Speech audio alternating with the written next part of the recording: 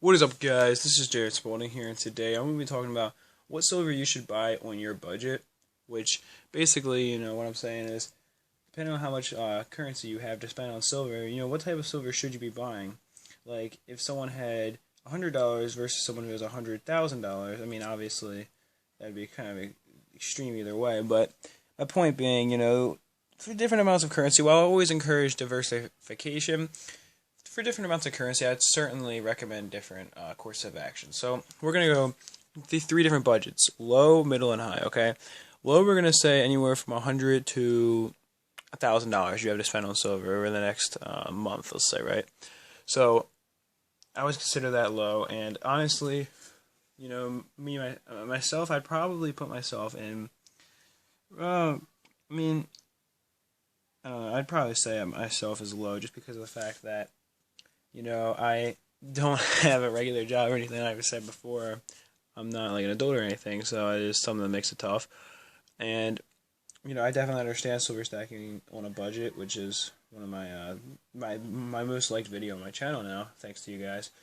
And anyway, but I had to have talked about that, but I haven't really talked about what you should be buying on different budgets. But if you are low, let's say you consider yourself low, here's what I would recommend, okay?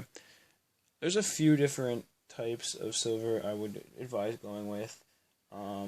For bullion, I would advise sticking to generic bullion because, honestly, wasting your money on premium bullion, and yeah, I'm going to say wasting your money, okay? I know that sounds kind of harsh, but at this point, it's a waste. Not if you have more currency to spend. I'm not saying it's a waste then. Let me explain, actually. But right now, I would say it's a waste because, honestly, you should be going for it, and when bullion, is in question here, you should be going for as much as possible. Like I have all this is, all generic bullion, 20 ounces right there, 6, and then 2. And honestly, I would recommend staying away from the 1 ounce bars. I know I have them just because that's when I first started stacking, and I was ignorant to it. Especially with how low those prices are, I would stick to 5 ounce bars. I think 5 ounce bars are the best, honestly, for you guys. 5 or 10 ounce bars, if you're low, I would say should be good. If you have $100, you can't even get a 10 ounce bar, honestly. So maybe get a 5 ounce, and if you are gonna get anything, maybe a 2 ounce bar, if need be. But I would say stick to 5 and 10 ounce bars if you can. I might recommend a little bit of poured bullion too, but even that's kind of high premium. But definitely like numismatic bullion, stay away from it because it's going to cost you a lot. Also, for constitutional stuff, I would recommend getting a lot of junk silver. As much junk as you possibly can. And I would also recommend, and if you don't know what junk silver is, actually, it's just any constitutional silver, which is U.S. silver coins, because the coins you made used to be silver, as you probably know. And those are any ones that you can buy really cheap because they're really beaten up, and just don't look amazing at all. And I would go also with some lower value numismatics, nothing too fancy, like nothing that's gonna cost you, $500, and you only have $1,000 to spend. But honestly, just look around. Look around a lot on eBay. Look at the auctions that are on there. Even take a little bit of a chance if you have to, because I've got my best deals, going that way. And I do have some numismatics that are worth, even though, like I said, I'd consider myself on the lower end here. I do have some numismatics that are worth a little bit of money because I happen to, just find them at a pretty good price in auctions. And a lot of times the photos people use aren't the best, so you can't really tell what the quality of someone is. But, of course, it was a seller I trusted, so that's the reason why I was willing to take the risk. And I knew if there was a problem, I could talk to them and they would, of course, help me out with it. It wouldn't be like they would be like, oh, I don't really care or anything like that. So that, again, you do have to know people on eBay. I would also recommend that getting friendly with the sellers on there because that is going to help you. Make sure that you pay on time, and if you're selling on there, ship out as soon as possible. Make sure that you're really respectable eBay user. And I myself don't like selling on eBay just because not even eBay itself. It's all the problems with the users on there. They're a lot of them are really annoying. They don't pay for items, or they'll or this isn't their fault, but like their items might get lost in the mail. There's a lot of problems dealing with selling, so I just stick to buying on there. Because as the buyer, you have a lot more power than you do as the seller. Honestly, right? It's the customer is always right is the motto. So something I've noticed. But anyway, yeah, that's what I would recommend, honestly. And for lower value numismatics, what I mean by that is, some coin series that are maybe popular, like Peace Dollars, or if you can find it, just some older, more obscure stuff, like this 1801 Spanish coin. Just things like that, that you can pick up along the way. But nothing too insane, and I wouldn't recommend sticking only to those, because those are probably going to be, your downfall, honestly, in most situations. And numismatics, they're good for building up value, like numismatically valuable coins, but at the end of the day, if you can't afford to put a line to them, then you can't really get a lot out of them, unless you do know where to look.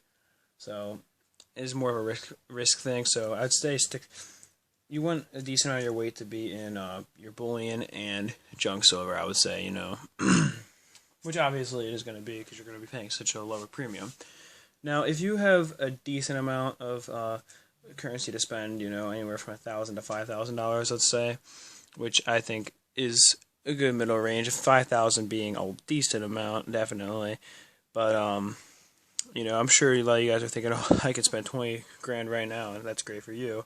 But I don't see why you're watching this video then. If you've already been wise enough in life to have that much disposable currency, then I don't see why you'd need this. But anyway, if you have that range, I of course I still recommend some bullion, but I would recommend not just 5 and 10 ounce bars, but I would go up to 50 ounce bars. Honestly, I would get a few of those just because of the fact that you're going to pay a lower premium on them. And of course, anything above 50 ounce, that's really hard to store. But I think 50 ounce is still a pretty solid weight. I would buy like strips of like 10 5-ounce bars at a time or something like that also. But I would get some higher weight bars.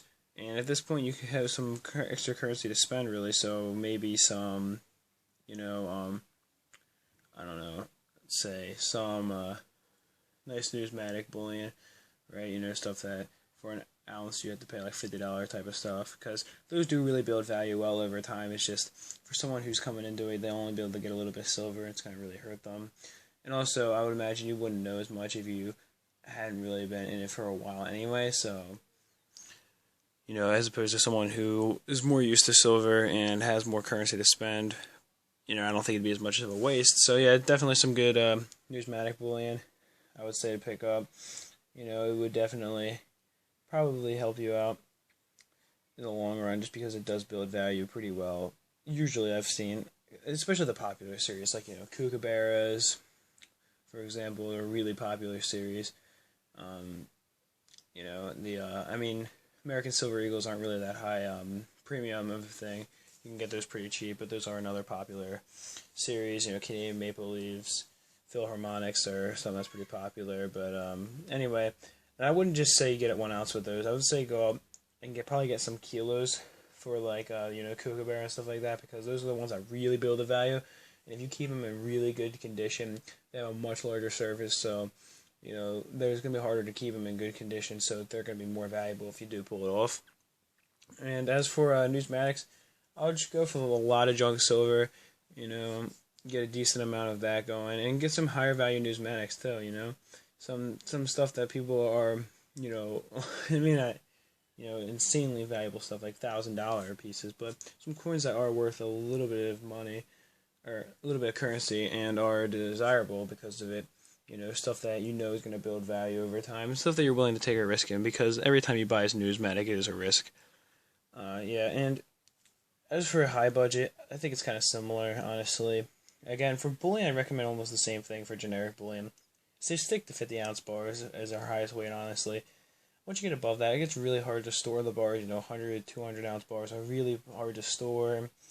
And, I don't believe in the nonsense that, you're going to have more trouble selling them if the silver price spikes, because that means a demand spike is happening. They're going to be easier to sell larger bars, I think, if anything. But I do also believe that it's going to be just easier overall for you to deal with, these smaller bars. I don't know. I always thought it would be easier. And I just think that, if you're making purchases of 100 ounce bars and stuff like that, it just, I don't really think there's too much wrong with it other than storage, but I also do think that at that point, the premium is not really even worth it anymore. You know, if you're buying something like that between a 50 and 100 ounce bar, I don't really think there's gonna be much of a premium difference between, you know, a 5 and a 10 ounce bar. Let's say, right, in terms of percentages, especially. I don't think you're really gonna be saving that much, and it is kind of a hassle to deal with. So that's why I would recommend staying away from it. It's not like, you know, there's anything really bad about it necessarily.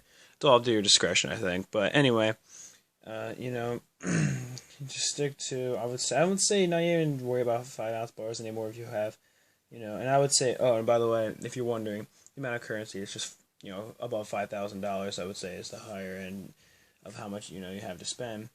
And you know, I would say don't even worry about 5 ounce bars anymore. I'd say go from 10 to 50 ounce bars. Definitely get some really unique pieces of bullion, even if they run really high premiums.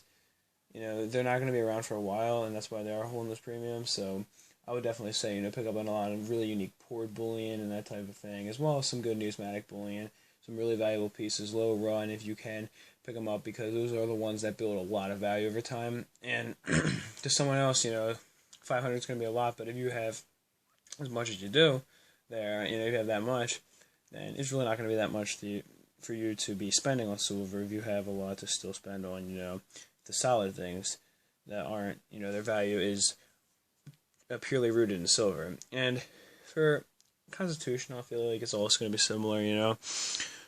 Just a lot of junk again. I always recommend keeping over half of your silver or constitutional silver stack in junk, you know, over half the weight of it, especially. And I say probably, honestly, I'd say about half your weight should probably be generic bullion, and then 40% should be junk, and then 10% of your weight numismatic. That's my thoughts on it. I think my numismatic weight might be a little bit higher than that, but and as for, you know, numismatically valuable coins, definitely pick up some really you know, nice ones if you can. Of course, that doesn't mean, you know, just buy impulsively either.